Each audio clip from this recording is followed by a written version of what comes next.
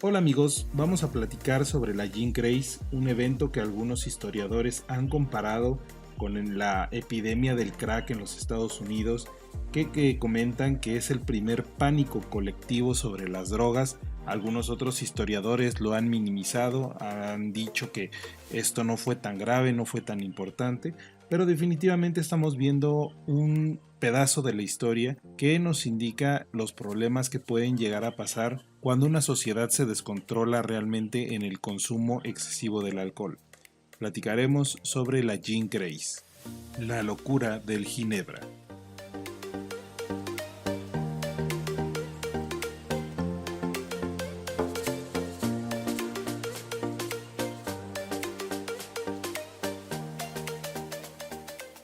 Y bueno, pues vamos a poner esto un poquito en antecedente, vamos a ver los antecedentes históricos. En determinado momento, por la guerra entre los católicos y protestantes, bueno, pues llega Guillermo de Orange venciendo al ejército de Jacobo II, su suegro. Él, siendo protestante, derroca a un gobierno tradicionalmente católico. Y bueno, pues empiezan ahí a surgir grandes cambios en lo que es la Gran Bretaña, en lo que es Inglaterra, ¿no? Y esto afecta a Irlanda, afecta a Escocia, afecta a lo que es el Gran Bretaña. Y bueno, pues inicia este proceso en 1689, convirtiéndose en el nuevo monarca.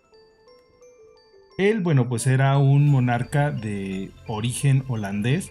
Y bueno, pues traía dentro de sus tradiciones el consumo de una bebida espirituosa bastante particular, que era la Genever holandesa, que es el origen, digamos que la raíz de la ginebra que conocemos actualmente, aunque bueno, pues si la comparáramos, no tenía pues realmente mucho que ver en cuanto al sabor y al proceso de elaboración del mismo. Estamos hablando de un periodo que inicia en 1720, es cuando se declara oficialmente la locura del Ginebra en Londres, que también se le conoce como la Gin Craze. En 1710, unos años antes, habíamos visto una baja en lo que era la producción de la cerveza. Estamos hablando de un 12%. La cerveza fuerte, una cerveza más intensa, había descendido un 22% y la producción del Ginebra se había elevado cerca del 400%, algo realmente pues muy impresionante, muy relevante. Es una época en que, bueno, pues se encontraban en el umbral de la modernidad sin haberlo traspasado. La mano de obra era muy solicitada y bueno, los pobres disponían, como en la Edad Media, de de un apoyo financiero, podríamos decir, de una cuota que se les daba. Y ellos, bueno, pues estaban muy deseosos de poder gastarla. Era una época en la que se consumía en su mayoría la cerveza. La cerveza era alimento, la cerveza era la bebida que les brindaba pues de cierta manera muchos nutrientes. Y bueno, pues comenzaban también en esta época a haber distinción entre zonas industriales, entre las zonas residenciales de Londres. Había pues una desigualdad realmente grande entre clases sociales, aunque todavía no se vivía y no se había catalogado todo esto en clases. Y bueno, pues los ricos vivían de manera ostentosa y los pobres apenas si sobrevivían. Guillermo de Orange tenía como intención principal cortar los principales recursos de los franceses. Los franceses seguían siendo católicos, habían todavía mucha gente que apoyaba al rey Jacobo y se esperaba en determinado momento pues el regreso del mismo. Habían todavía muchas revueltas, finalmente esto nunca pasó y la Bretaña se convirtió en un país enteramente protestante. Con este deseo de cortar los recursos a los franceses y también, bueno, con el parlamento con su propia agenda, grandes terratenientes que tenían como su propio objetivo encontrar qué hacer con el excedente de cereales que producían, en 1689 se prohíbe la importación de todos los productos franceses. La idea pues era cortar esos recursos para que no pudieran seguir organizando revueltas para el regreso del rey Jacobo II. Los franceses exportaban mucho coñac y era lo que consumía en gran medida la alta sociedad. Además, en 1720, cuando inicia este periodo conocido como la Gin Craze, hay una reforma en la ley en la cual la gente que produzca licor a partir de grano no está obligada a, pues, a alojar tropas del ejército. Esto, bueno, pues es un incentivo que no pueden dejar pasar mucho. El rey Guillermo era aficionado como buen holandés a la Ginebra y dicen, bueno, pues ¿por qué no fabricamos lo que es nuestro propio Ginebra? Realmente lo que empiezan a fabricar es algo que no se parecía en nada a la Ginebra holandesa, un destilado, bueno, a partir de granos, a partir de un alcohol neutro, que posteriormente mezclaban con otros químicos como el aceite de vitrolo, como la trementina, alumbre, ¿no? Algunos de estos que contenían ácido sulfúrico, y se convierte pues en una bebida que consume la gente en exceso, y en su mayoría pues lo que es la clase pobre. Estamos hablando de un Londres que tenía aproximadamente 600,000 habitantes y pues una de cada 4 personas consumían en exceso este destilado. Estamos hablando de un destilado que no es nada parecido a lo que encontramos hoy en día con el Ginebra, que tiene pues alrededor de 47, 45 grados de alcohol. Estamos hablando de un destilado que salía con 91 grados y así lo consumían. Con 91 grados de alcohol, pues si bien es cierto que no era mortal en muchos de los casos, digo porque también habían muchos casos en donde la gente moría, la gente quedaba ciega, la gente tenía problemas graves de salud, no la mezclaban con agüita tónica, no la mezclaban con agua mineral, sino que iba directamente del tarro y vámonos para adentro, no era lo que consumían. De esta manera estamos hablando de cerca de medio litro al día que consumía una persona promedio, ¿no? Y ahí no estamos excluyendo a mujeres o incluso a los niños, porque era una costumbre que se tenía en la época darle cerveza primero a los niños, ya que pues les quitaba la sensación de hambre en esos estados de miseria en los que vivían, pero también la cerveza, de cierta manera con un grado de alcohol menor, pues también tenía un aporte alimenticio. De repente, la sociedad en Londres cambia el consumo de la cerveza al consumo de la ginebra y cambiamos esos tarros grandes de cerveza por tarros de ginebra, pues esto se convierte en una locura, una clase, una sociedad en donde todo mundo está completamente borracha en todo tiempo y en todo lugar. El problema no era la ebriedad en sí misma. La alta sociedad bebía bastante, los ricos bebían por placer y la diferencia era que los pobres bebían para olvidar su situación. Esto les impulsaba a cometer pues crímenes y fechorías, y se comenzó a considerar la ginebra como algo malvado.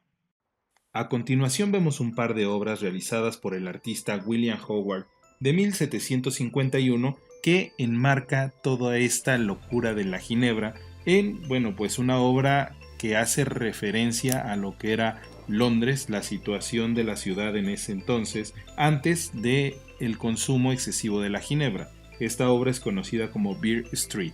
Y bueno, pues la otra obra se conoce como Gin Lane. Vamos a ver las características ya que una no podría existir sin la otra. En la primera vemos, en Beer Street, vemos realmente gente consumiendo cerveza. Vemos ahí a prácticamente toda la gente con su tarro en la mano. Pero bueno, hay arte en las calles, hay comercio, vemos ahí a la gente vendiendo, por ejemplo, pescado, vemos literatura, vemos gente construyendo edificios y construyendo casas. Y bueno, pues mucho orden en esa sociedad y en esa situación. Vemos en la parte derecha un edificio que sí sale del lugar, sí vemos un edificio fuera del lugar con el ladrillo roto, ¿no? El letrero destartalado, ¿no? Cayéndose. Esa es la representación de la casa de empeño. Un negocio que no le va muy bien cuando a la gente, bueno, pues le está yendo de maravilla, ¿no?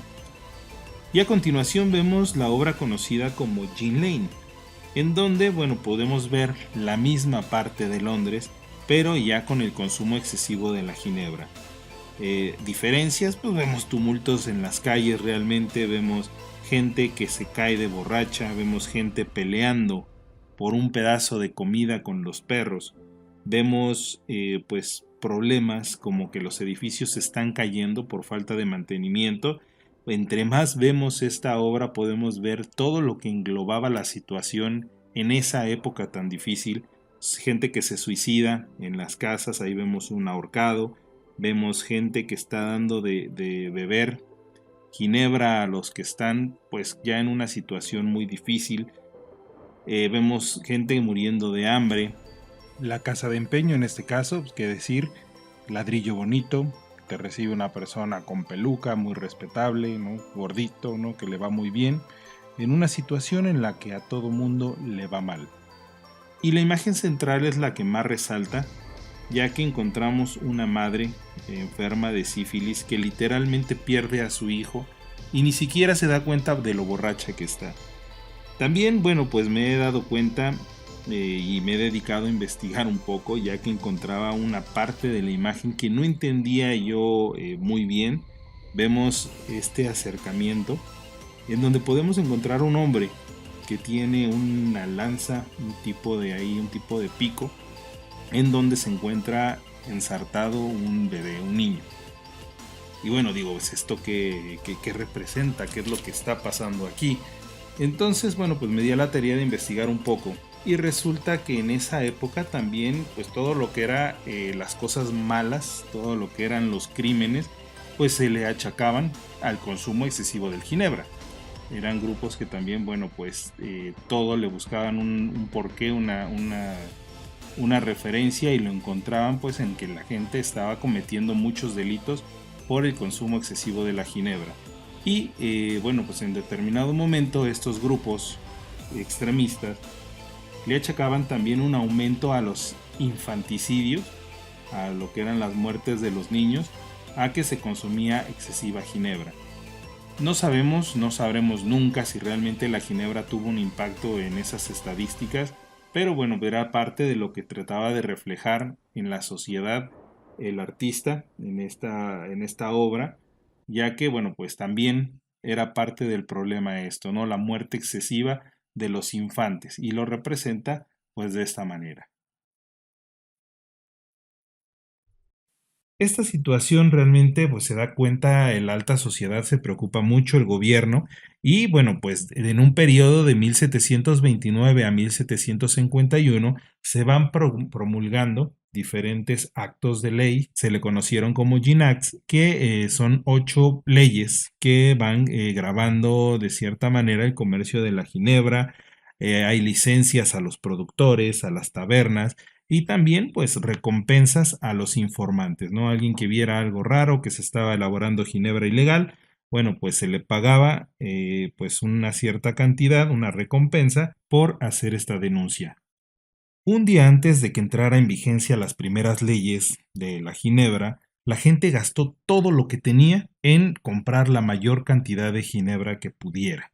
Habían comitivas fúnebres para la Madame Gineva, habían funerales, protestas, tanto cómicas y trágicas, para despedir a la gran Madame Gineva. Pero también empezaban a surgir, de cierta manera, pues formas ingeniosas de seguir consumiendo la ginebra ilegal y barata. Tenemos el caso, por ejemplo, de las farmacéuticas que vendían como remedios, como el Mark Shift, el sucedáneo, como aguas cólicas, incluso se embotellaban la ginebra como si fueran medicinas, en frasquitos de medicina para seguir consumiendo. También en esa época comienza a conocerse la ginebra como Old Tom.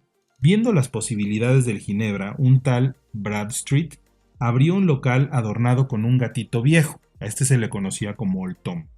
Este gatito viejo pues, venía en varias formas. Venía un póster, por ejemplo, en donde había este gato muy curioso, y la gente que sabía se acercaba al gato y le susurraba la palabra puss, menino.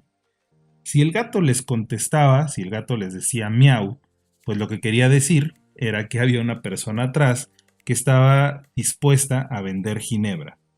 Se le colocaba una moneda en la boca, en una ranura, y por medio de una manguerilla en la cola o en la pata, pues salía la ración de ginebra, ¿no? Y era la forma en que pues la persona, el pobre de la época, podía tener todavía su ginebra pues económica y pues seguramente de muy mala calidad.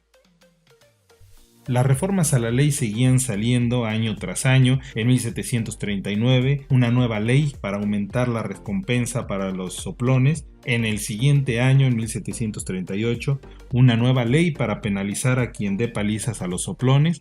Y así poco a poco el gobierno, el parlamento va parchando y va corrigiendo todo este tipo de costumbres. Finalmente, en junio de 1751 sale la última ley contra la ginebra. Aumentan las tasas de los licores cerca de un 50%, prohíben los licores sin licencia, cierran las pequeñas tabernas, ponen licencias a las tabernas y de esta manera, poco a poco se va corrigiendo todo ese gran problema. Un problema que casi acaba con una sociedad entera.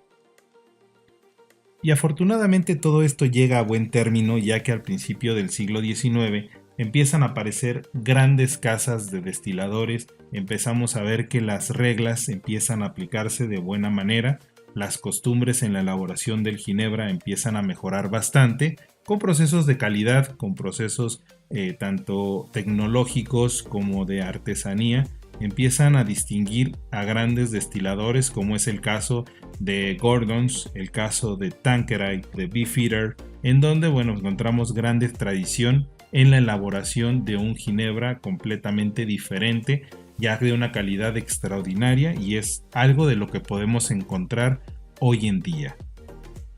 Y con esto hemos terminado este video en donde mostramos una parte oscura en el consumo de los destilados, cómo sin el control adecuado puede llegar a terminar con una sociedad entera. Si te ha gustado, por favor comparte este video, suscríbete a mi canal para que podamos seguir disfrutando de toda esta historia de los destilados y nos vemos para la próxima.